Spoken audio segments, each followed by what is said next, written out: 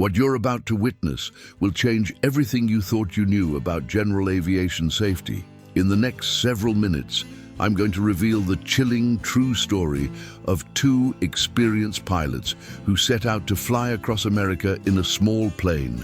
A journey that thousands of pilots complete safely every year, but one critical mistake, one seemingly insignificant decision that took less than 30 seconds to make, transformed their adventure into a tragedy that still haunts the aviation community today.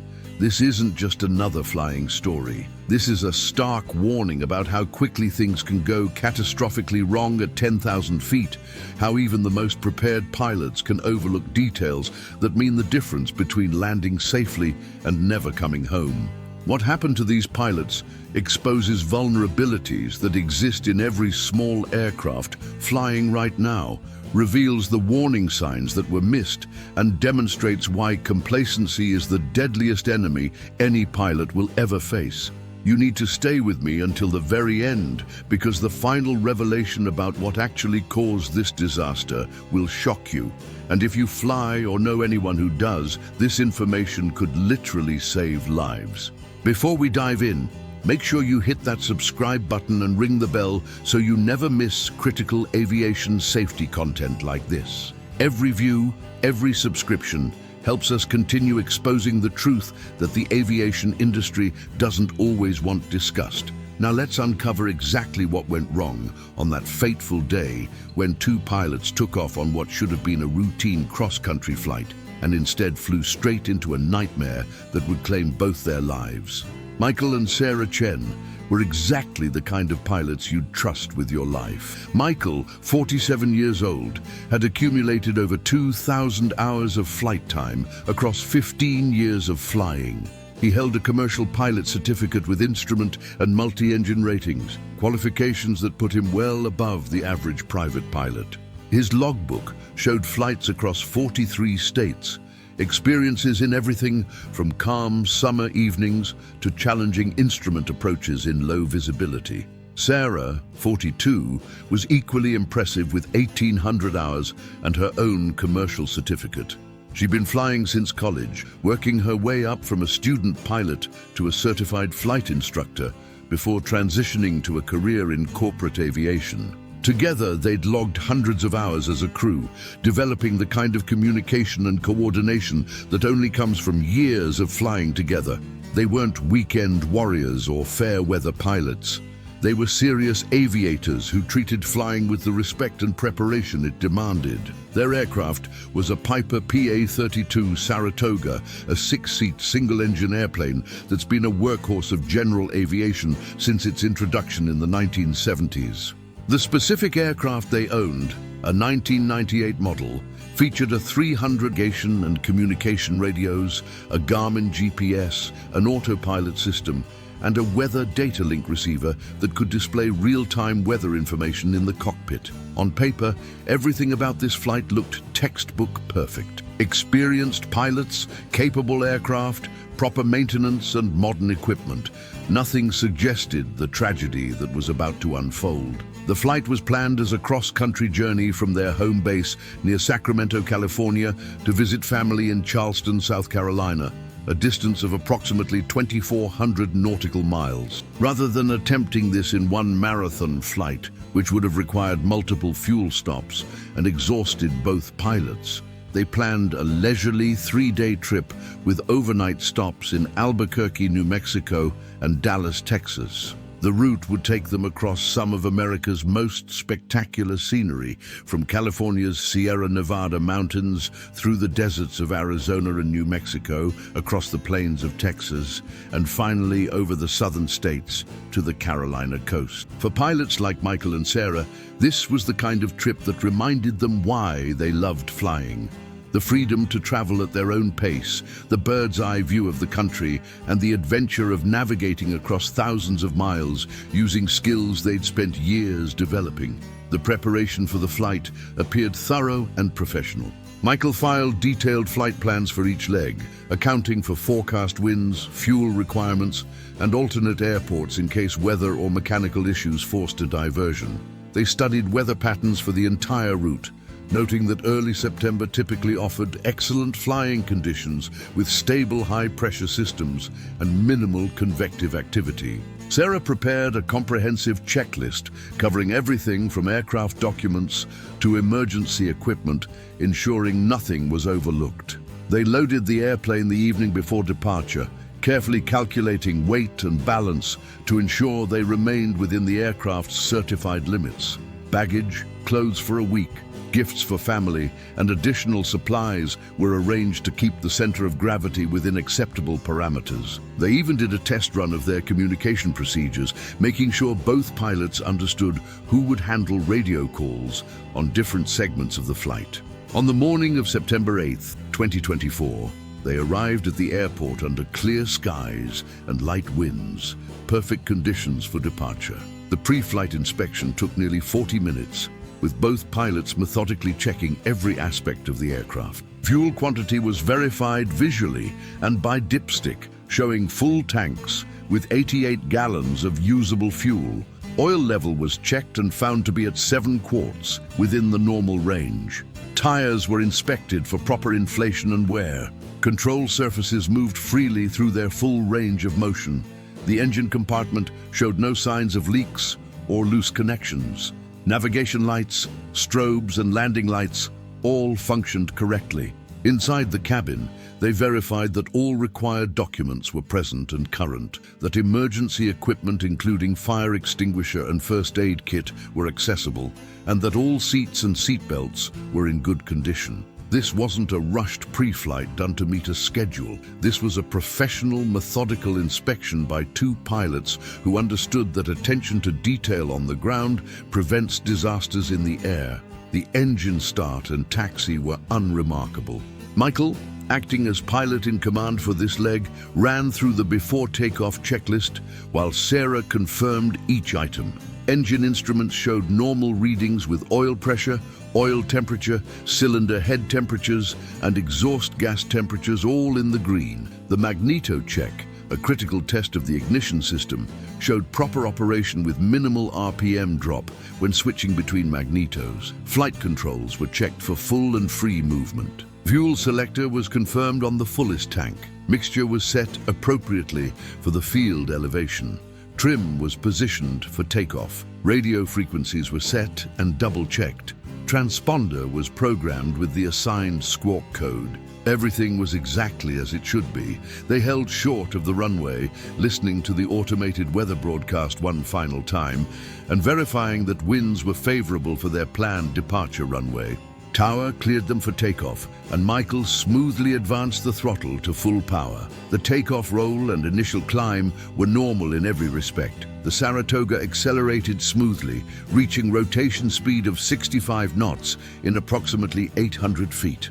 Michael eased back on the yoke, and the aircraft lifted off with another 3,000 feet of runway still remaining. Climb rate was strong at 800 feet per minute, exactly what you'd expect from a 300 horsepower single on a cool morning at moderate elevation. They retracted the landing gear after establishing a positive rate of climb, reducing drag and improving performance. Sarah called out airspeeds and altitudes as they climbed, standard crew resource management that helps prevent fixation and ensures both pilots maintain situational awareness. Tower handed them off to departure control, and they checked in on the new frequency, receiving clearance to continue their climb to their filed altitude of 10,500 feet. The weather was spectacular, unlimited visibility, scattered clouds well above their altitude, and smooth air with minimal turbulence. It was the kind of flying that reminds pilots why they fell in love with aviation in the first place. 40 minutes into the flight, they were cruising over the Nevada desert, making steady progress toward their planned route. The engine was running smoothly, fuel flow was exactly as calculated, and all systems were operating normally. They were in contact with air traffic control, receiving flight-following services that provided traffic advisories and radar monitoring. The GPS showed them tracking directly on course with a ground speed of 145 knots, slightly better than planned due to a favorable tailwind. They discussed their estimated time of arrival in Albuquerque, confirming they'd arrive with plenty of daylight remaining and ample fuel reserves. Sarah was snapping photos of the dramatic landscape below, vast expanses of desert punctuated by mountain ranges, a view that only pilots get to experience.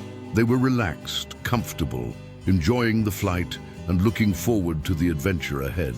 Nothing, absolutely nothing, suggested the disaster that was now less than 20 minutes away. But something was wrong, terribly wrong, and neither pilot had any idea. A critical component of their aircraft was in the process of failing, a failure that had begun days or perhaps even weeks earlier, but had progressed slowly enough to remain undetected during their pre-flight inspection and the initial portion of the flight. The failure involved a part that was hidden from view, tucked deep in the engine compartment, where normal inspections wouldn't reveal the developing problem. This component had been operating under stress for years, subjected to extreme temperatures, vibrations, and forces that gradually weakened its structure.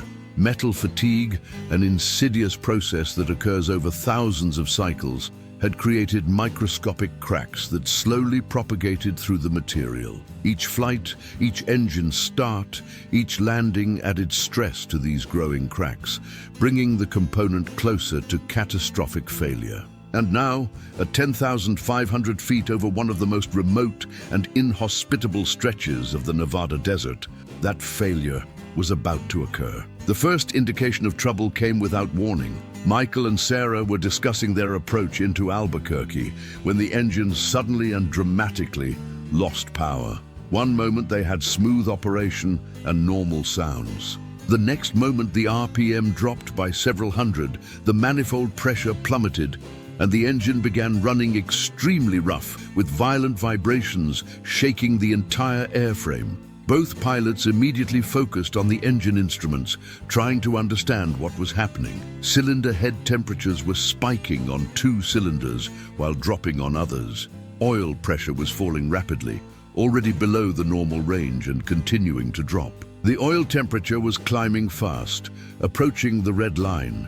These were not the symptoms of a simple problem with an easy fix.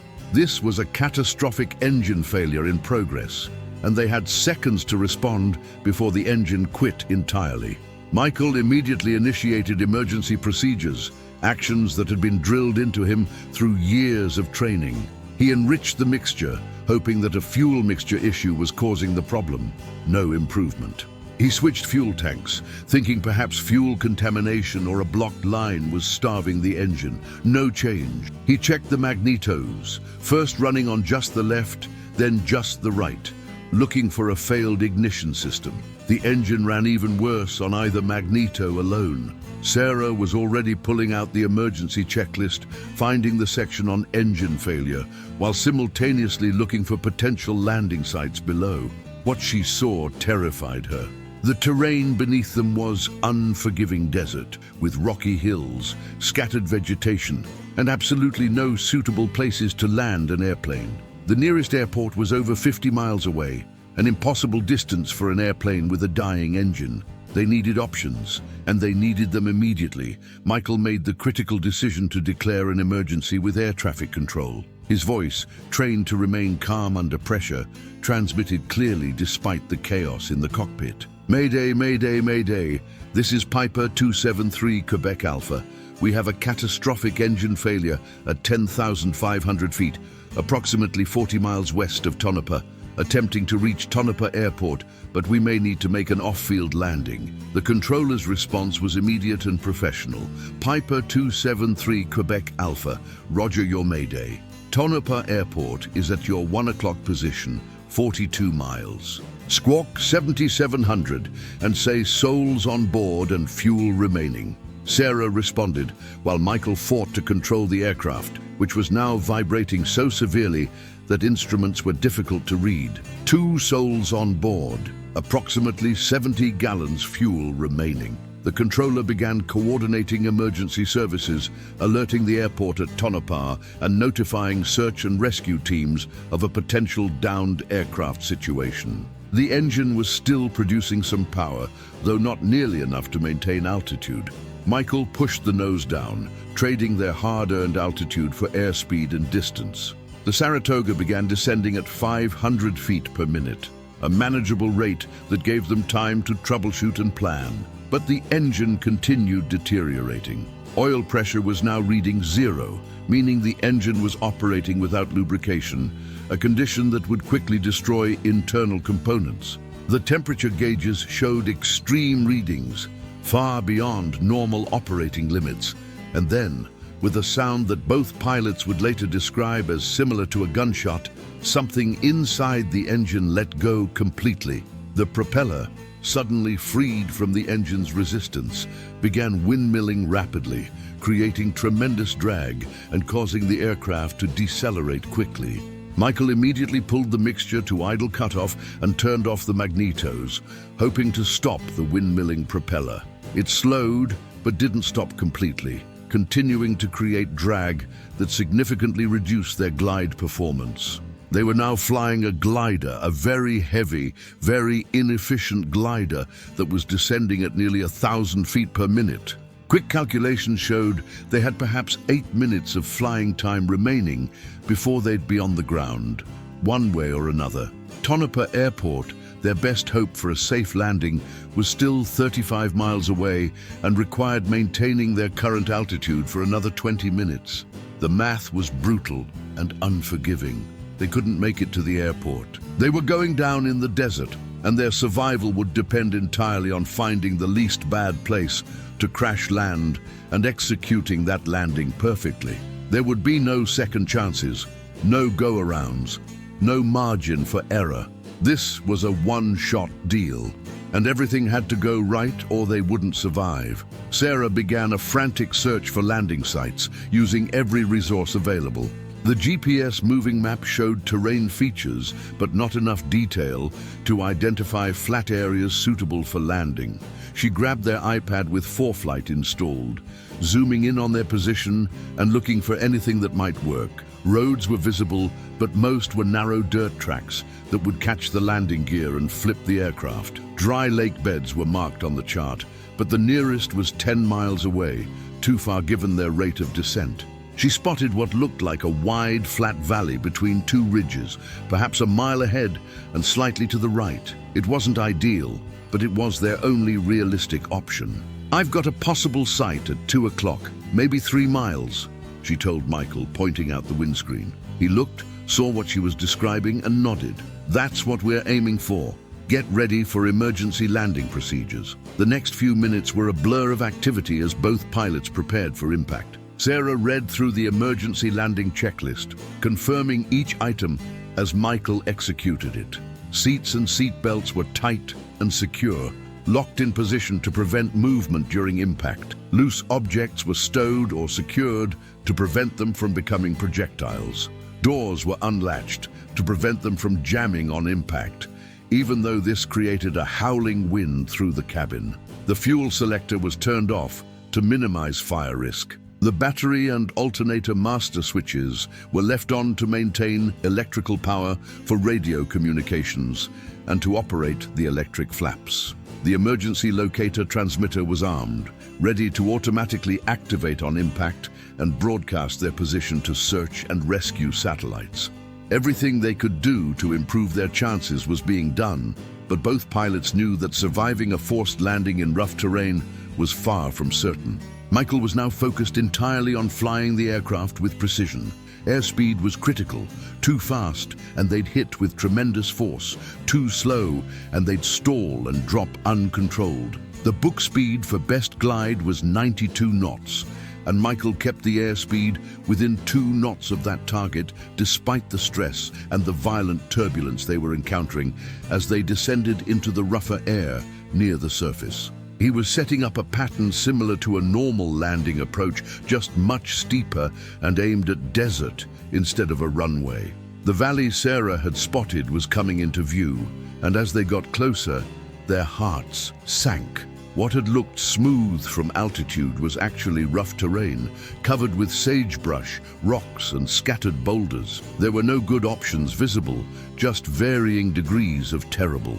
Michael picked the section that looked least rocky, knowing that striking a large boulder with the landing gear would likely flip the aircraft and kill them both instantly.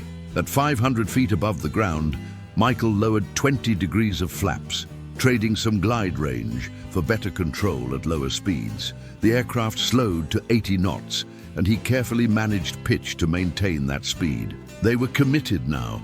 No possibility of going anywhere other than straight ahead into whatever terrain awaited them. At 200 feet, Sarah braced herself, placing her hands on the instrument panel in the recommended crash position. Michael kept flying, making tiny corrections to keep the aircraft aligned with his chosen touchdown point.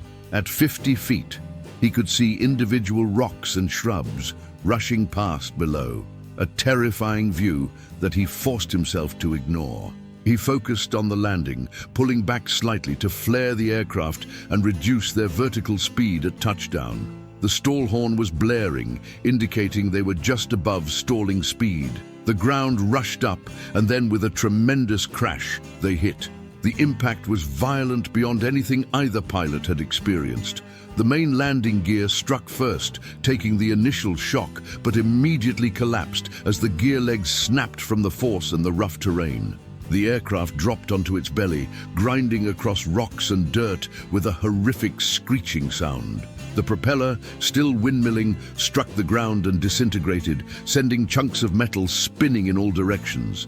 The aircraft slewed left as the left wing struck a large boulder, crumpling the wing's leading edge and spinning the aircraft 90 degrees. The momentum carried them forward another 100 feet, the fuselage grinding across the desert floor before they finally came to rest in a cloud of dust and the smell of aviation fuel. For several seconds, neither pilot moved, stunned by the impact and unable to process that they were on the ground. Then survival instincts kicked in. "Get out, get out, get out!" Michael shouted, fumbling with his seatbelt. The smell of fuel was overwhelming, and both pilots knew that fire was an imminent danger. They scrambled out through the already unlatched doors, Sarah exiting on the right side and Michael on the left, both moving as quickly as their battered bodies allowed. Once clear of the aircraft, they ran approximately 100 feet away and collapsed, watching the wreckage for any signs of fire. Miraculously, no fire started. The fuel had spilled across the ground and soaked into the dirt, but no ignition source sparked the vapors. They'd survived, battered, bruised, probably with injuries they hadn't yet felt due to adrenaline, but alive. The emergency locator transmitter was broadcasting, its signal being picked up by satellites and relayed to search and rescue coordinators. Air traffic control knew their approximate position from radar tracking before they went off radar. Help was coming, but it would take time for rescuers to reach their remote location. They had to stay calm, assess their injuries, and wait. The rescue took 7 hours. A Civil Air Patrol aircraft located them within 90 minutes, spotting the bright aluminum wreckage in the desert and circling to mark the position. But ground access was impossible for conventional emergency vehicles. The terrain was too rough, too remote, accessible only by four-wheel drive vehicles or off-road equipment. Eventually, a helicopter from a nearby military base was dispatched, landing near the crash site and extracting both pilots. They were flown to a hospital in Las Vegas where they were treated for multiple injuries. Michael had 3 broken ribs, a fractured collarbone, and severe bruising. Sarah had a concussion, a broken wrist, and various cuts and lacerations. Both would recover fully, though the psychological trauma would take much longer to heal than their physical injuries. They were extraordinarily lucky, and they knew it. The vast majority of engine failures that result in forced landings in remote terrain end in fatalities or serious injuries. Their survival was a combination of skill, preparation, and sheer luck. The investigation into what caused the engine failure revealed the critical mistake that nearly killed them. And here's where the story takes a turn that every pilot needs to understand. The National Transportation Safety Board sent investigators to examine the wreckage, focusing particularly on the engine. What they found was shocking in its simplicity and its preventability. The catastrophic failure had been caused by a broken oil line. specifically the flexible hose that connected the engine's oil filter to the engine block. This hose, a relatively inexpensive part that cost perhaps $40, had developed a crack due to age and vibration. The crack gradually worsened over multiple flights, until finally, during Michael and Sarah's flight, it failed completely. When the hose ruptured, all of the engine's oil, approximately 7 quarts, drained out in less than 3 minutes. Without oil, the engine's internal components, moving at thousands of RPMs and operating at high temperatures, quickly seized and destroyed themselves. But here's the critical detail, the fatal mistake that could have prevented everything. That oil line was original to the aircraft, installed when the plane was manufactured in 1998. It was 26 years old, had been operating for nearly 4,000 flight hours, and had never been replaced. Industry recommendations, buried in service bulletins and maintenance advisory circulars that many owners and mechanics never see, suggest replacing flexible oil lines every 10 years or at engine overhaul, whichever comes first. This particular line was 16 years beyond that recommendation. The annual inspection 3 months before the accident had noted the oil line as satisfactory, but the inspection only looked for obvious leaks or damage. The internal degradation of the rubber and the developing crack weren't visible from outside. A more thorough inspection, perhaps using a bore scope or removing the line for detailed examination, would have revealed the problem. But that level of inspection wasn't required by regulations, wasn't specifically called out on the inspection checklist, and wasn't done. The line failed, the engine quit, and 2 pilots nearly died because a $40 part wasn't replaced at the recommended interval. The implications of this discovery sent shockwaves through the general aviation community. How many other aircraft were flying with oil lines, fuel lines, or other critical rubber hoses that were years or decades beyond recommended replacement intervals? How many pilots and passengers were at risk from failures that could occur without warning? The answer was disturbing. Surveys of aircraft maintenance records showed that proactive replacement of aging hoses was the exception rather than the rule.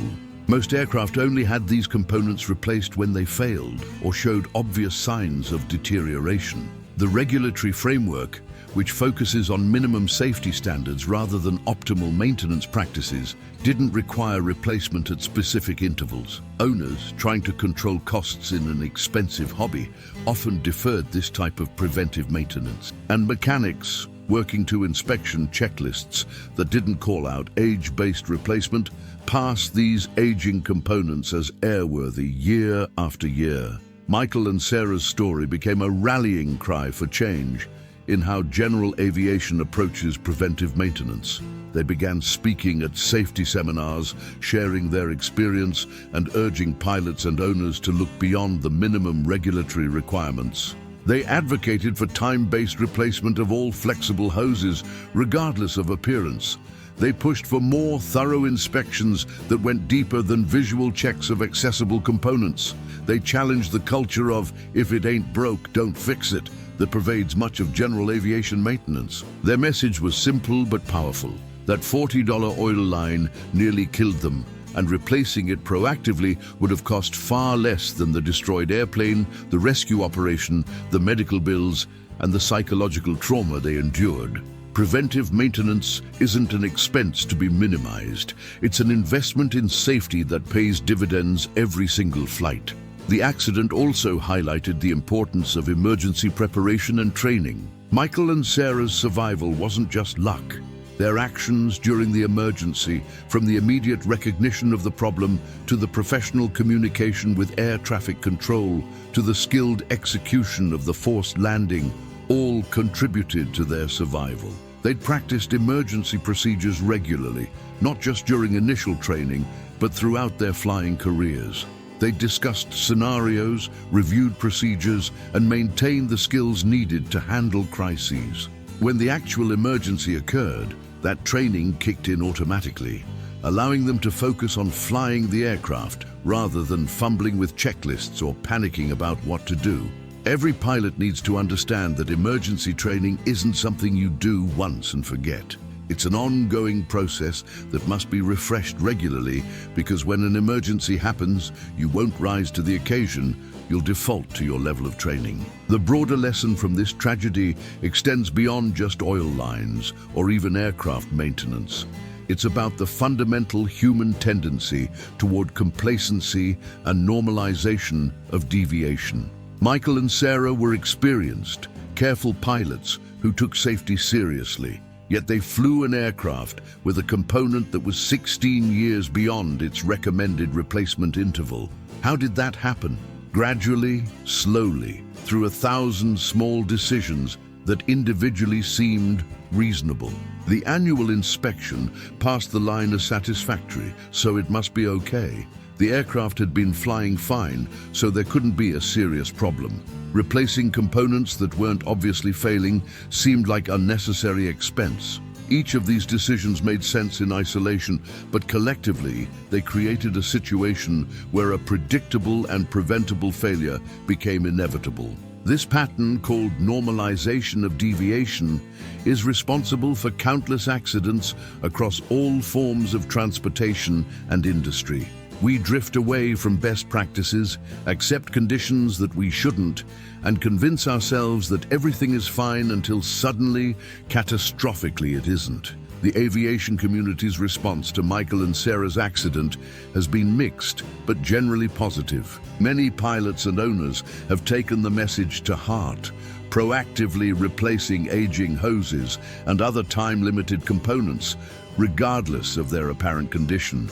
Aircraft owner organizations have developed guidance documents and checklists specifically addressing preventive replacement of rubber components. Some mechanics have adopted more aggressive inspection and replacement policies, recognizing that their signature on an annual inspection carries professional and legal responsibility. But change in aviation is slow, and many aircraft still fly with components that are years beyond recommended service life. The regulatory agencies, constrained by political and economic realities, have been reluctant to mandate more stringent replacement requirements. The result is a patchwork of practices where some aircraft receive excellent preventive maintenance while others operate at minimum regulatory compliance, creating a two-tier system where safety levels vary dramatically based on owner knowledge, financial resources, and mechanic diligence. Michael and Sarah themselves have returned to flying, though their relationship with aviation has fundamentally changed. They sold the wreckage of their Saratoga to a salvage company and eventually purchased a different aircraft, a newer model with modern systems and a complete maintenance history they personally verified. They now approach every flight with heightened awareness of what can go wrong, checking and double-checking components that most pilots take for granted. They've become advocates for aviation safety, sharing their story whenever asked and urging other pilots to learn from their experience rather than repeating it. Their cross-country trip to Charleston was eventually completed, though it took another year before they felt ready to attempt it again. The journey that nearly killed them became a defining moment in their lives, teaching lessons about preparedness, humility, and the thin margin between routine flight and disaster that exists every time we leave the ground. For anyone who flies or is considering learning to fly, the message from this tragedy is clear and unambiguous. Aviation is remarkably safe when done properly, with appropriate maintenance, sound decision-making, and respect for the physics and mechanics involved. But that safety isn't automatic or guaranteed. It requires constant vigilance, proper training, adequate maintenance, and a willingness to go beyond minimum requirements. A $40 oil line replaced at the recommended interval would have prevented this accident entirely. That's the fatal mistake, not the actual failure of the part, but the decision to not replace it when the opportunity existed. Every pilot must ask themselves whether their aircraft has similar vulnerabilities. whether they're truly maintaining their plane to the standards necessary for safe flight, or whether they're operating on borrowed time with components that are one flight away from catastrophic failure. The answer to that question might someday mean the difference between landing safely and starring in an accident report that serves as a warning to others. Make sure you're on the right side of that equation, because the alternative, as Michael and Sarah can tell you, is an experience no one should have to endure.